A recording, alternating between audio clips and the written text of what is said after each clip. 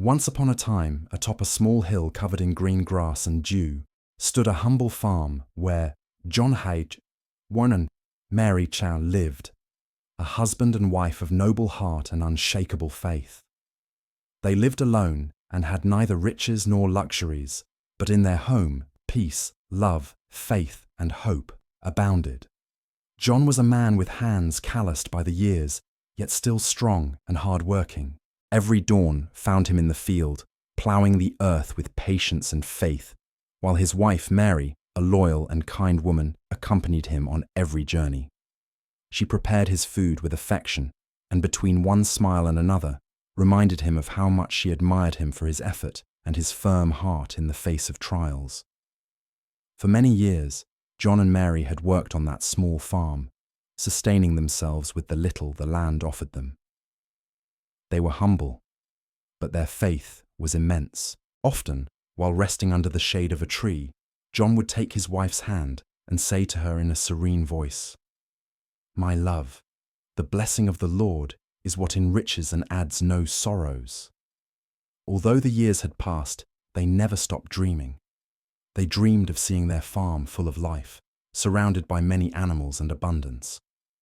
They believed that if they continued to work with love and trust in God, one day that blessing would arrive. On that small farm also lived two very special animals who seemed to be part of the soul of the place. There was Barnaby, a strong donkey with a serene gait and a noble gaze, and Bo, a gentle and patient ox. Both filled the farm with life. To John and Mary, they were not simple animals, but faithful companions who shared their effort and their days. Barnaby and Bo were cheerful. Each morning, when the sun rose between the hills, they could be seen together, waiting calmly for their owner to call them by name.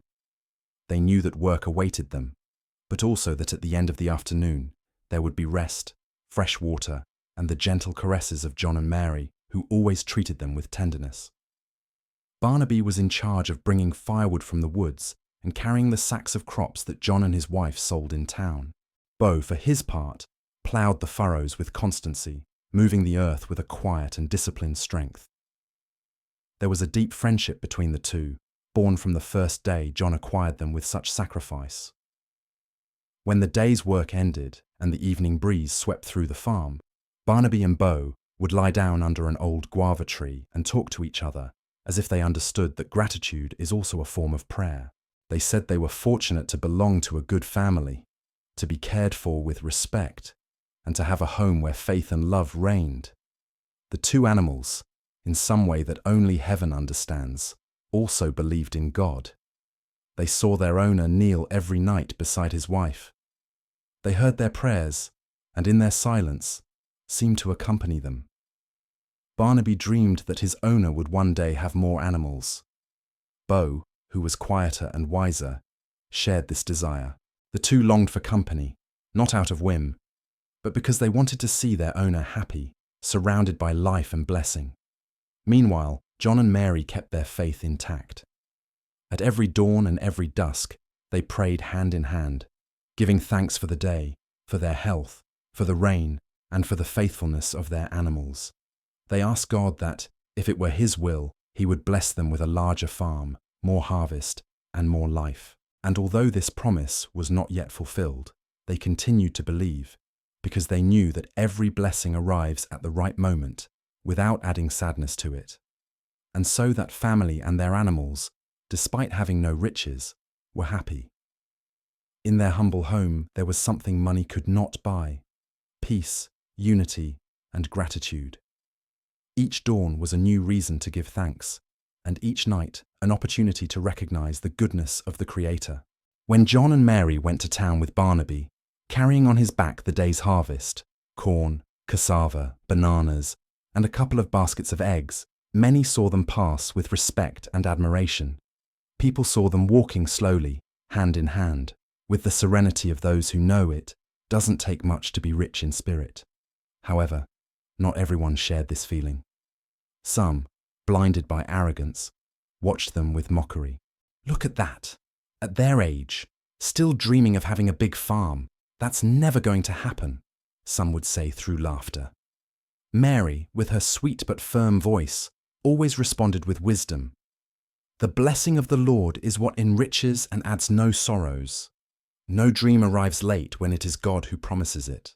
The mockers would fall silent, and those with good hearts smiled with respect, because they knew that behind those words was a faith that knew no weariness. At the end of the afternoon, when the sun painted the mountains gold, John, Mary, and Barnaby would undertake the path back home. The donkey moved at a quiet pace, while the wind brought the distant song of birds. Once at the farm, at nightfall, after a long day and after feeding their animals, they would kneel before God in front of the small altar they had raised with their own hands. There, every night, they offered their prayer. John would join his hands, bow his head, and say with a firm voice, thickened by the years, Lord, God of all provision, thank you for this day. Thank you for the bread, for the strength in our hands, and for the peace in our home. We know that everything comes from you, that nothing is lacking to the righteous who trusts in your word. You know our longings. You know we dream of seeing this farm grow, not out of ambition, but to serve you better. If it is your will, Lord, open the heavens and bless the work of our hands. But if it is not yet the time, give us patience to wait and faith to continue believing. For one day in your presence is better than 1,000 in empty riches. Mary, with her hands interlaced, continued the prayer with tenderness and gratitude. Eternal God, thank you for this land you give us, for the air we breathe, for Barnaby and Bo, who are part of our family. Thank you for their nobility, for their daily effort, and for reminding us that even the animals serve you with joy. Thank you because, although we are humble, we do not lack the essential, your love, your peace, and your presence. We ask that you bless our hard-working hands, our crops, and this home that belongs to you. And if it be your will, allow us one day to see fulfilled the dream we have kept in our hearts for a long time, to see this farm full of life and happy animals. When they finished the prayer, Mary, like any human being who sometimes doubts, would approach her husband, take his hands, and look at him with tenderness. My love, will God one day fulfill our dreams? Look, the years are passing, we are getting older, and sometimes I fear time will not be enough. John smiled with serenity.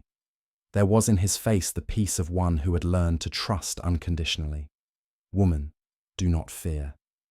He who trusts in God will not be put to shame.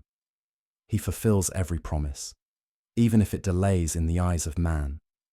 Hasty riches fade, but those that come from the Lord remain. Perhaps we will see little, but what we sow with faith, he will make flourish. Remember, my love, the heart of the righteous is his treasure, and patience is his key. Mary sighed, rested her head on his shoulder, and both looked at the starry sky. Meanwhile, Barnaby and Bo rested under the guava tree, looking at the stars that twinkled like promises in the sky. Both understood in their own way that true joy was not in abundance, but in the calm of the soul that trusts in God. Barnaby closed his eyes and prayed with simplicity. Lord, thank you for this day, for my owner and his wife, for the food that does not fail, and for the land we work with love. Give us strength to continue serving with joy. Bo, with a slow and deep voice, continued, Thank you, Lord, for Barnaby, for our friendship, for this home full of faith. Although we are simple animals, we feel your goodness in every dawn. We ask that you bless John and Mary, that they never lose hope, because their faith teaches us to trust.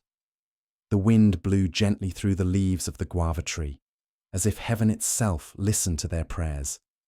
And in that nocturnal stillness, humans and animals rested in the certainty that God looked upon them with tenderness.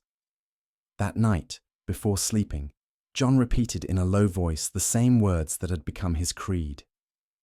The blessing of the Lord is what enriches and adds no sorrows. And so, between faith, hope, and work, that couple continued to believe that one day the promise would be fulfilled, because they knew that God's hands never arrive late. The arrival of the trial. But like everything in life, not everything is a bed of roses, and a trial would begin on that farm. One day, as the sun rose adorning the furrows of the earth, John was guiding Bo in the work of ploughing. It was a quiet morning. The song of birds accompanied the rhythm of the work, and the air smelled of hope and damp earth. However, in an instant that broke the routine, Bo let out a deep lowing. His body trembled, and he fell heavily to the ground. The sound of his fall shook John's heart. "Bo, what's happening to you?" he exclaimed with a trembling voice. The noble animal lay breathing with difficulty. His gaze, always firm and serene, was now clouded with pain. Barnaby, who was grazing not far away, heard the lowing and ran to them with a tight heart. Seeing his friend on the ground, he let out a sad bray. "Oh, friend Bo, what happened to you?" he said with a choked voice. John's eyes filled with tears, the same ones that also ran down the invisible face of Barnaby's soul. Between the two of them, with effort and tenderness, they took Bo to the stable. Upon arrival, Mary, seeing that scene, let out a sigh of sadness and ran to stroke the ox's forehead. "My God," she murmured, moved, "do not let us be without this faithful servant." Sadness spread across the farm like a silent shadow. That night, while the wind blew through the branches of the guava tree, John and his wife knelt by their bed to pray. With joined hands and closed eyes, they raised their plea to heaven. "Eternal God," said John with a firm but emotion-filled voice, "you who give life and strength, look with mercy upon our friend Bo. He has been faithful in his labor. He has ploughed this land with love, and his strength has sustained us. If it is your will, restore his health. We do not ask for riches or luxuries, only your compassion and your help." Mary continued with a broken voice, "Beloved Father, you know how much love there is in this home. You know our struggles and our tears. If this pain has a purpose, give us understanding to accept it. But if in your goodness you want to heal Bo, do it, because we know that nothing is impossible for you." Both remained silent for a moment, letting their tears speak for them. Afterward, John took his wife's hand and said to her calmly, "Perhaps this is happening for a reason, my love. God does not take away what we love without having a higher purpose. Perhaps he is testing our faith or teaching us to trust him more. Remember what I always say, the heart of the righteous is firm, trusting in God." Meanwhile, in the small stable, Barnaby kept watch beside his friend. He approached with tenderness, covered him with hay, and whispered words full of faith. "Friend, do not fear. I know God will heal you. Soon we will return together to the field, to work under the sun and to sing at dawn. I will not leave you alone. While you recover, I will take your place at the plough. Although my strength is little, I will multiply it out of love." During the following days, Barnaby kept his promise. From dawn until dusk, he worked without rest. He pulled the plough, carried firewood, and took the harvests with redoubled effort, carrying on his back not just the weight of the earth, but also the love for his fallen friend. John watched him with contained tears, admiring the animal's loyalty. The man went to town with Barnaby, taking the products he could still sell to get medicine for Bo. He walked slowly, with a heavy soul, but without losing hope. Every coin he got was used to ease the ox's pain, while he prayed in silence. "Lord, you are my shepherd, I shall not want. Though we walk through the valley of the shadow of death, we will fear no evil, for you are with us." Days passed, and although the care did not cease, Bo showed no signs of improvement. His breathing was weak, and his eyes closed frequently. However, the faith of that family did not break amidst the pain. They understood that true hope does not depend on results, but on the trust that whatever happens, God's hands always sustain with love. And so, day after day, John continued with the same routine of work and prayer alongside his wife. The farm breathed the slow rhythm of sowing and harvesting, and the couple's faith served as an anchor in the face of any storm, the arrival of the thieves and the trial by fire. However, life had reserved another harsh trial that would test their hope and draw them even closer to God. In the neighboring town lived two brothers, Anthony and Charles, men about 40 years old, weathered by the sun and by greed. They were known in the region as treasure hunters, men who scoured the woods and caves in search of buried riches. They had extracted fortunes in the past, but never knew how to manage or share them. Greed, more than fraternal bonds, marked their relationship. They bragged, they quarreled, and they frequently ended up stealing even what they found together. Over time, every fortune they achieved seemed to vanish amidst vices and bad decisions, until they were left in ruin once again. People whispered that a kind of curse weighed upon them. The treasures found brought no peace, only perdition for their covetous hearts. One day, a rumor reached them of a legend that ran along the roads. The story told of an ancient chief who had been buried with great riches in a hidden cavern in the mountains, but the curse was that they could only take the sacks and not the personal jewels of the chief, which were attached to his entire body. For Anthony and Charles, that story was a magnet impossible to ignore. The promise of wealth shone in their eyes as a last opportunity to escape their misery. They knew, however, that to bring the sacks, they would need strong pack animals. They went from farm to farm, asking to borrow 2 animals, but the brothers' reputation closed doors to them. No one in the region wanted to leave their animals in the hands of such men. So, desperate and with obsession taking command, they remembered the humble couple on the hill, John and his wife, who had a sturdy donkey and ox. "There are 2 strong animals there," they said through gritted teeth. "If we can get him to lend them to us, we'll take the treasure and no one will stop us." One morning, with smiles that did not reach their eyes, Anthony and Charles arrived at the small farm. They greeted John with seemingly kind words.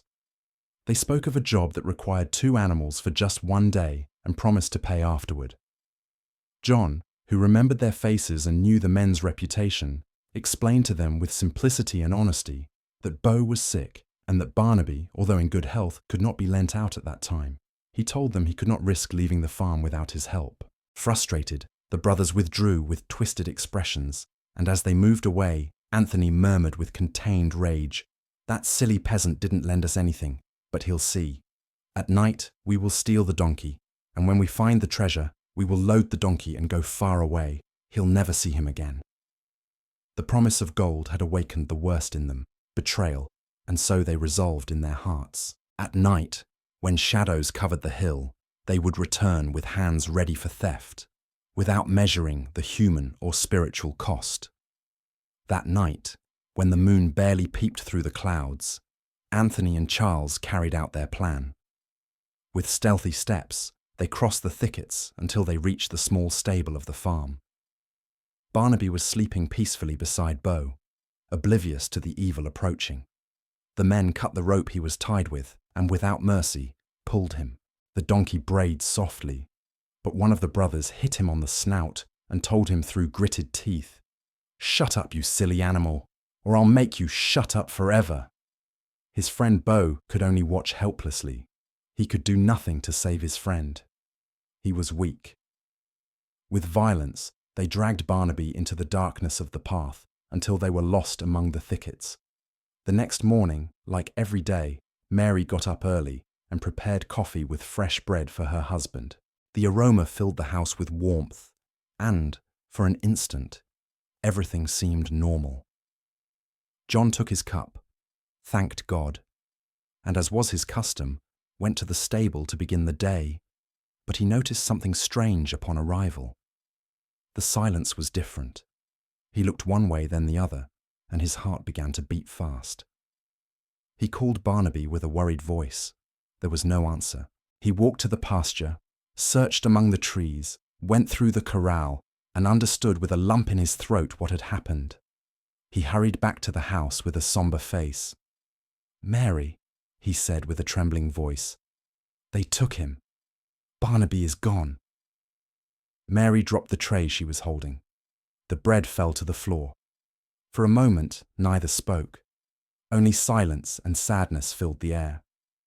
Then she approached and took her husband's hands. "God allowed it for some reason, John," she said with contained tears. "We do not understand the ways of the Lord. but we must trust. John took a deep breath and replied with serenity, "We will not surrender, woman. Although everything seems lost, we will continue to work with faith. God does not abandon those who trust in him."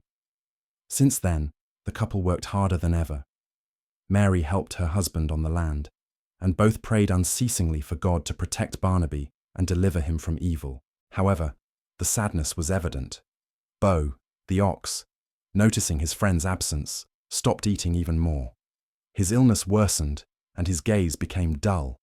John cared for him with tenderness, while Mary kept vigil whole nights praying. "Lord," she said between sobs, "if it is your will, return Barnaby to us, and if not, give us peace to accept what you dispose." Meanwhile, far away, Anthony and Charles advanced with Barnaby through mountain trails.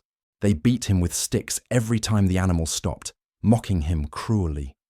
"Move, stubborn donkey," shouted Charles. "Where's your owner now?" "Forget him," Anthony added between mocking laughs. Barnaby lowered his head in silence, his heart sad, remembering the kind hands of his owners and the friendship of his sick friend. The journey lasted several days until they finally arrived at a solitary area where the air was dense and the mountains seemed to guard ancient secrets. There, for several hours, they began to search for the treasure, and suddenly they found a large stone shaped like a turtle, just as the legend said. "Brother, we found it!" shouted Anthony with eyes shining with avarice. Both moved the stone with levers and began to dig desperately. The earth was hard, but greed gave them strength. Hours later, the shovel hit something solid. There, before them, was the chief's burial, his mummified body covered in jewels, and next to it 2 sacks full of gold. For a moment, the silence was absolute. Then greed spoke louder than reason. "Brother," said Charles, "remember that the legend said we should only take the sacks, nothing more."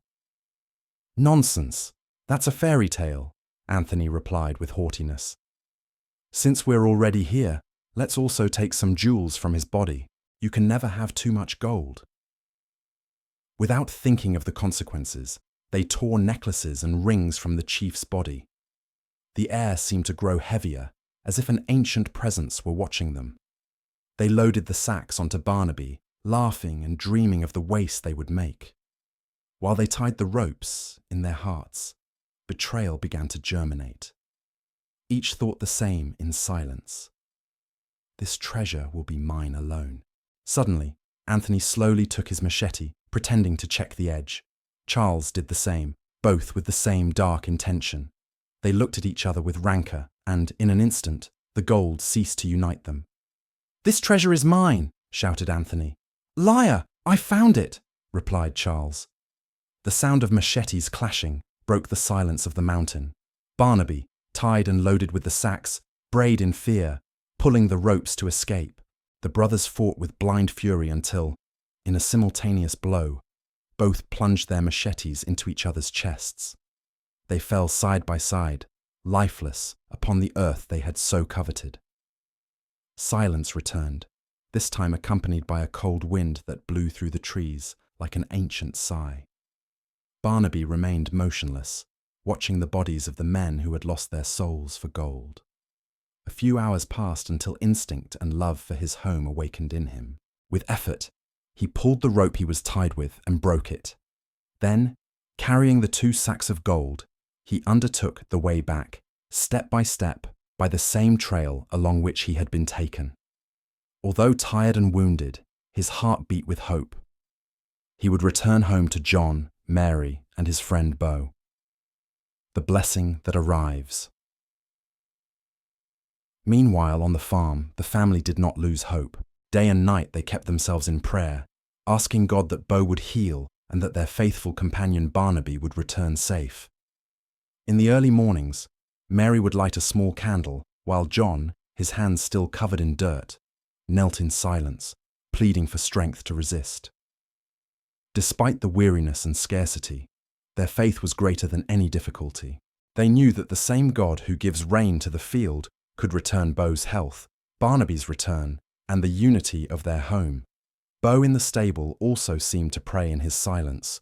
Although his body was weak, his spirit remained firm. At night, he looked at the sky through a crack in the roof and, with a deep sigh, seemed to cry out to the Creator for the return of his friend Barnaby. In his heart, he knew that faith is not demonstrated with words, but with patience. A couple of days later, when the sun began to illuminate the earth with its first rays, John and his wife were working in the field, trying to keep the routine alive so as not to fall into sadness. Suddenly, a powerful and joyful bray broke the morning silence. Both looked at each other with surprise and hope. It was an unmistakable, familiar sound. "Barnaby!" shouted John, dropping his hoe while his heart beat fast. The donkey ran toward them with energy, with bright eyes despite his mistreated body. He seemed to have crossed half the world, but his spirit was intact. John and Mary also ran toward him, and the encounter was a mixture of tears, laughter, and hugs. It was as if life itself had returned to the farm. From the stable, Bo heard his friends bray. His ears went up and a gleam lit his eyes. As if a divine force lifted him, he began to pull himself up slowly. His legs trembled, but his heart burned with emotion. He took one step, then another, and suddenly he was trotting, running toward the voice of his soul brother. "Oh, you came back, friend," Bo seemed to say, rubbing his head against Barnaby. The moment was so pure and powerful that John and Mary could not contain their tears. The joy was immense, and for a few moments no one noticed the 2 sacks that Barnaby brought loaded on his back. When they finally did, John approached, intrigued. "Barnaby, what do you have there?" he asked with a trembling voice. The donkey brayed loudly, as if he wanted to say, "Owner, this is the blessing we've been waiting for so long." With a fast-beating heart, John took his machete and cut the bindings of one of the sacks. Upon opening it, his breath stopped. Gold, nuggets, and ancient coins sparkled before his eyes. Mary covered her mouth with her hands and both hugged each other tightly, crying with emotion. "Glory to God!" shouted John, looking at the sky. "His hands never arrive late." From that day on, the family's life changed. John expanded his farm, bought more animals, and never forgot to thank heaven for its faithfulness. Barnaby and Bo continued to work together, but no longer as simple work animals, but as living symbols of the faith, friendship, and hope that sustains noble hearts.